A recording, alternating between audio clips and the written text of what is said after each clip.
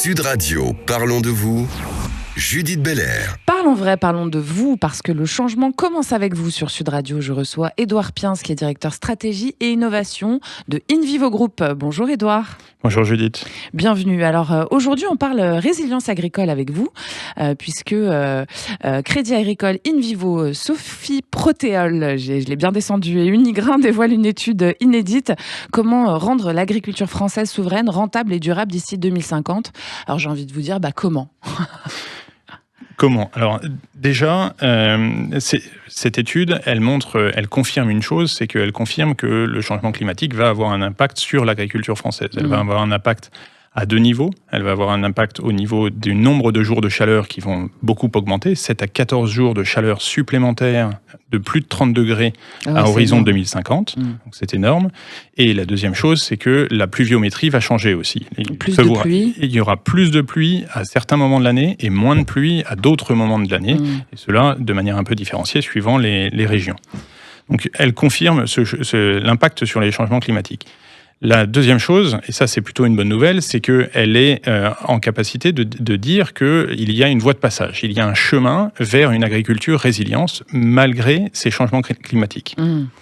Alors justement, cette étude, qu'est-ce qu'elle va changer concrètement pour les agriculteurs sur le terrain, parce qu'on sait qu'il y a des défis énormes, qu'il y a des solutions concrètes pourtant, réalistes et urgentes qu'on peut mettre en place pour faire face à ces défis justement. Alors justement, le but de cette étude, effectivement, c'est de montrer qu'il existe ces leviers, qu'il existe des solutions pour contrer les effets de ce changement climatique. Il existe des solutions, des leviers qui sont de trois natures, des leviers technologiques, des leviers économiques et des leviers agronomiques. Si je prends les leviers économiques, par exemple, on peut mettre des panneaux photovoltaïques sur les bâtiments agricoles. On peut mettre, si je prends un levier agronomique, on peut changer nos pratiques culturales, donc la manière dont on cultive et ceux qu'on les plante cultures. aussi, j'imagine. Les choses qu'on on plante. peut changer les variétés, on peut changer effectivement, on peut remplacer certaines variétés qui ne sont plus adaptées à nos sols, qui sont plus adaptées au climat, en les remplaçant par des variétés un peu plus résistantes, résistantes au stress hydrique, au stress climatique en général. Vous avez un exemple ? Ah oui, par exemple, on peut implémenter des cultures comme du lin ou comme du chanvre, alors à une condition. Allez-y. C'est qu'il y ait un débouché.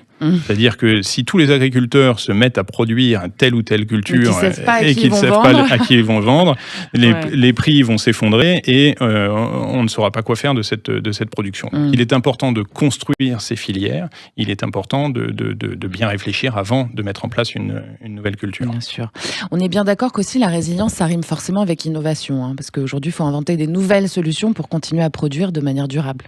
Oui, alors ce qu'on montre dans l'étude, et c'est aussi une bonne nouvelle, c'est que ces leviers innovants, ils ont en fait tous été testés dans les dernières années. Donc on les a déjà testés dans des fermes pilotes et maintenant ce que l'étude montre, c'est qu'il faut les implémenter, il faut les mettre en place à grande échelle, partout. Il faut convaincre les agriculteurs aussi. Il faut convaincre les agriculteurs.